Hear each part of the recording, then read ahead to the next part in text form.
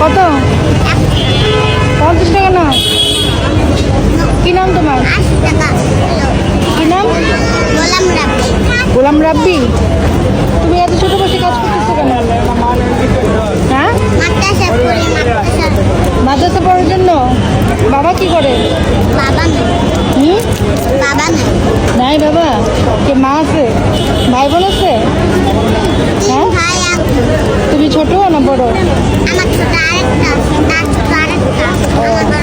তুমি সবাই বড়? ও, বাসা কই? ও, লাগবে না।